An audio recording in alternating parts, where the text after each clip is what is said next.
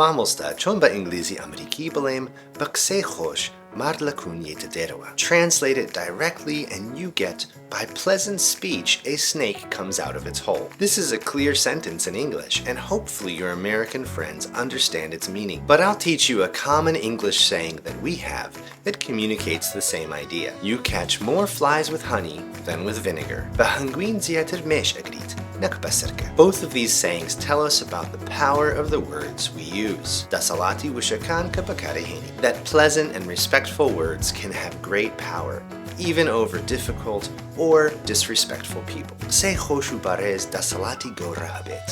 تەنانەت بەسەر کەسانی بێڕێز یان توند. Social media is a great place to practice this.